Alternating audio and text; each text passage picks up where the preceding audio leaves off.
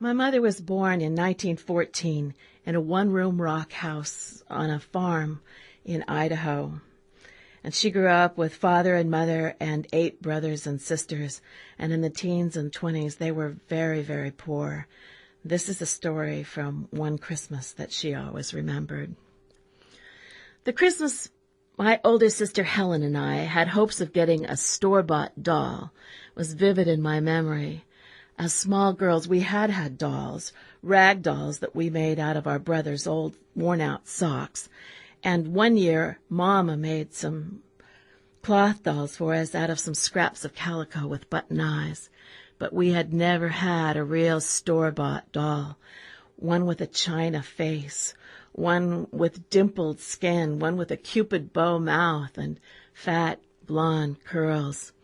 A friend of ours in town had gotten a doll like that the previous Christmas, and sometimes if we helped her out with her chores, like carrying the pails of milk from the barn into the house or cleaning out the chicken coop, sometimes she would let us hold the doll for a few minutes.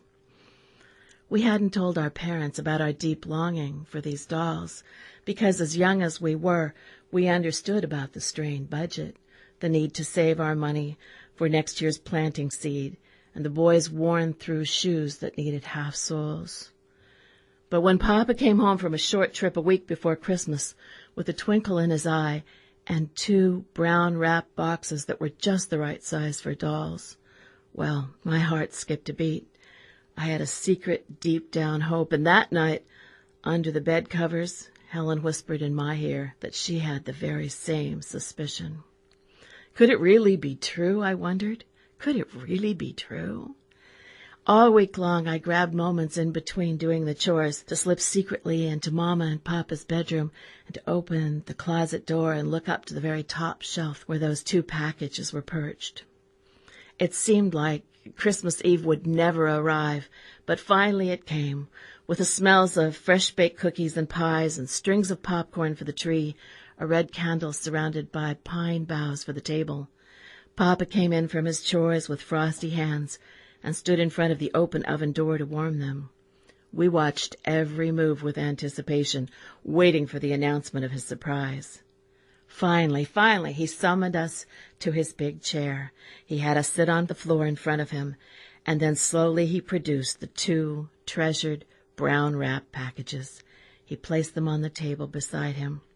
And I thought my heart would burst with joy as I tried to control hands that were shaking with excitement. But then I froze in disbelief, because Papa wasn't saying the right words. He wasn't saying, "Here are your beautiful Christmas dolls from the store." He wasn't saying that. He was saying, "These packages have dolls in them, and how I wish that they could be for you. We're going to give them to the little Critchfield girls whose father died so suddenly last month. With their deep sorrow and no one to make a Christmas for them, I knew that you would want our family to try to fill their emptiness." Well, I bit my lip to keep from trembling as he went on.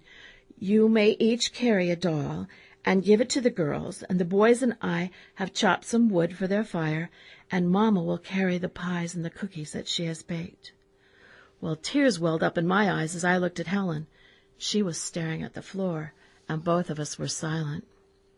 Slowly I glanced up, and I saw Papa, and there were tears in his eyes, too. And I realized that even at my young age, that it had been hard for him to make this decision.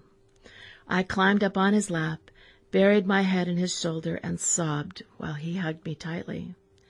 At that moment, I knew how much Papa loved me, and that his love was even greater than the gift of a doll. We were all quiet as we dressed in our warm clothing, and we made preparations for the journey. I followed my parents to the Critchfields' house in the crisp evening air, fitting my small feet into the larger footsteps that they made in the fresh snow.